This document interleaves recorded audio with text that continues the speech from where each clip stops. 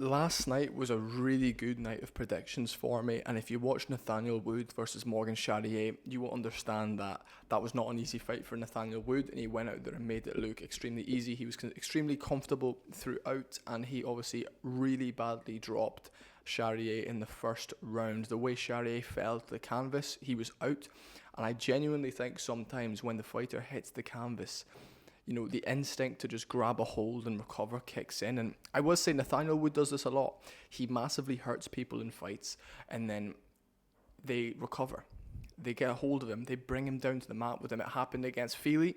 It happened against Pineda. It happened against Charles Jourdain. And it happened against Charles Rosa once or twice. Rosa was playing guard a lot. Maybe that fight's not the best example. However, it does happen a lot. And Nathaniel Wood is such a good fighter. He's so good. He's so talented. I've always wondered about his fragility. Like, can he take a big shot? We've seen him take massive shots and continue fighting. We've seen him take massive shots in the fight's end. It's just one of those things. But I love him. Like, I genuinely, he's probably one of my top 3 favorite fighters to watch. His striking is one of the best in the UFC. It's one of the best in the featherweight division. For this fight, I could see that he looked a bit bigger. As soon as he before he got in the cage, he was stood there. They were checking his cop. They were checking his mouthpiece, and I thought to myself, "Yeah, you look big. You look bigger now." I was like, "Will that play a factor in his cardio?" It wasn't a high output fight. Sorry, I've just shook the camera. He went out there. He was in front of Charrier. Well, the thing with Nathaniel Wood, he commits so fast and so heavy to the leg kicks. If you miss them, it's a bit like, oh, that's a big miss. And he stopped throwing them. I think he hurt his right foot. In the post-fight press conference, he said, yeah, my foot's probably broken. That would explain why he wasn't, like he normally does. Also, Charrier's defensive work when it came to just moving out the way of the kicks, he's obviously been drilling that. I think Nathaniel Wood also mentioned that in the post-fight interview. It was a fantastic performance. The jab of Nathaniel Wood, just moving out the way. Charrier tried a bit of head movement. That's when Nathaniel would step in and come over with the left check hook, and it was a flush right hand on the chin of Charrier that dropped him. And he's one to watch out for. He's 5-1 now at featherweight. His fights are always exciting. Yes, he's had 5 decision victories. However, they've all been relatively dominant. 2-1 a lot of them. And the fight he lost, the guy cheated the whole time. Mohamed Naimov, he cheated the whole time. He was rocked and dropped by Nathaniel in the last round with about 15 seconds left. And Nathaniel started hammer fisting him, and the boy grabbed his gloves and held his gloves, so Nathaniel couldn't lift his arm up. Nathaniel even appealed that fight because he feels like there should have been a point deduction. He feels like he should have won or gotten at least a draw. He didn't, and then he came back on track. He battered Pineda, dropping Pineda, hurting Pineda, and now he's just done that to a former Cage Warriors champion, a really difficult guy to beat in Charrier. Charrier's only been finished a few times. He's hardly been finished. I think the last time he was finished was years ago by submission. A lot of Charrier's fights go like that. He gets outclassed. It becomes a bit more timid. He tries things. When it doesn't work, he just resides and accepts losing a decision. That was the biggest win of Nathaniel Wood's career, and actually probably the best fighter he's fought at 145. The most dangerous anyway. Maybe not the best skill for skill, but definitely the most dangerous, a really well-rounded guy. That type of fighter has accomplished more than an Andre Feely, more than a Charles Rosa, more than a Charles Jourdain. He's been a Cage Warriors world champion. He was the biggest French prospect in the sport before he moved over to the UFC, and then Cyril Gane came on the scene. What a win. What a performance. I'm just here, we're breaking down the fight a little bit, Round 1, obviously Wood dropped him very early. As I predicted, I said, guys, don't be surprised if Wood badly drops him in the first and gets the win. I actually predicted Wood to drop him in the first and win a decision, so I'm really happy with the predictions for this card. There's a few, like the Chris Duncan victory. I didn't really see that coming. However, Georgi Vucenic is just an idiot. He shot a takedown on him and got guillotined when he was winning on the feet. I just don't understand the logic.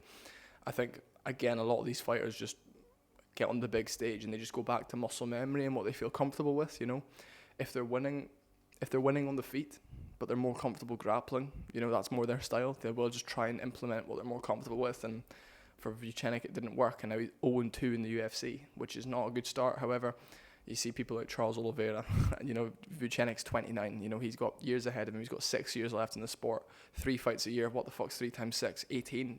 You can become 18-2 in the UFC. Phenomenal. But look, in terms of who's next for Nathaniel Wood, I'd love him against someone in the top 15. I'd love him against a Bryce Mitchell. However, we won't get that fight. Who's 15th in the? I'm gonna pull it up right now. Who's number 15 at featherweight? I think that's the next fight, or 13. If somebody between 10 and 15 is coming off a loss, it would be perfect. I'll tell you right now. Dan Ige is 15. Calvin Kattar is 14. Bryce Mitchell's 13. Bryce Mitchell's booked. Giga Shikadze, number 11. Giga versus Nathaniel Wood would be probably one of the most incredible striking displays we've ever seen. They're both so good. You could do him against Calvin Kattar. Calvin Kattar's coming off a loss.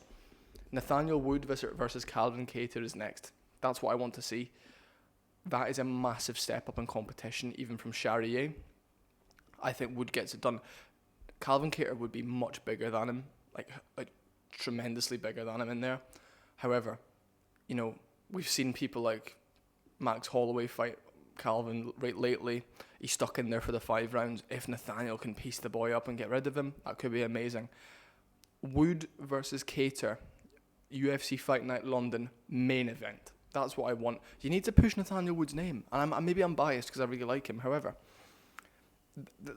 you need to do that because he's so fun to watch. Him versus Calvin Kattar, he's 100% a 5-round fighter. You know, he got a lot of his finishes in Cage Warriors from it being 5-round fights.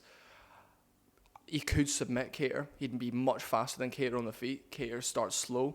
He could chew up Kattar's leg. I think Nathaniel Wood would probably finish Calvin Kattar in round 2 or 3. That's the fight to make. Nathaniel Wood versus Calvin Kattar and Nathaniel Wood would be an amazing fight. Calvin Kattar obviously has huge knockouts. He almost beat Zabit. You know, he knocked out Jeremy Stevens with a huge people's elbow. You know, he's coming off a loss. Do you want to keep your ranking? Okay, fight this guy, Nathaniel Wood. Nathaniel was 31, and if you do want to push him up as a UK prospect, you have to give him these fights now. Because if you give him 2-3 more fights, that's another year being unranked. Then he's 33. You know, he's about to turn 30. It just doesn't make much sense. He's super fun. He likes being active. A fight night, he could main event in London. It's his hometown. Kattar is a ranked, very well-known opponent. Calvin Kattar versus Nathaniel Wood. August, September. I think September they might come back to London. If I had to guess, a fight night in September would work. That sounds good to me. You know, if you're wanting Nathaniel back sooner in the States, July, August, September, whatever. But there you go. Calvin Kattar and Nathaniel Wood. In terms of what's next for Charrier, fuck knows, man. What is he? 3-2 in the UFC now. I think he was 3-1 before this. 3-2. He was on a 3-fight win streak. I don't know. You could do him versus Andre Feely, which would be fun.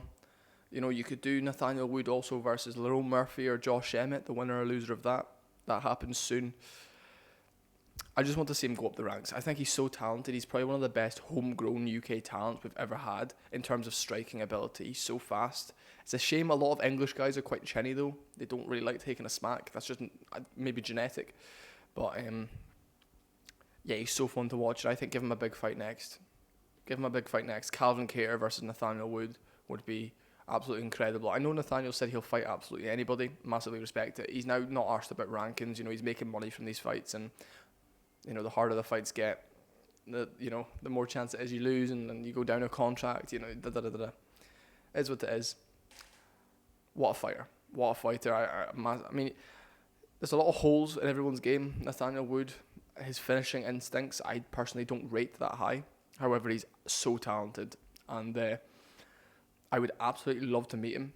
He motivates me so much. That he's so talented, and he shows like you can get to this level and be that impressive and just outclass men coming out and fighting out of the UK. And after that Leon Edwards loss, after the Vucenic loss, Nathaniel Wood is probably needed at the moment. But anyway, I will thank you guys for watching. What did you guys think of the London card? Subscribe.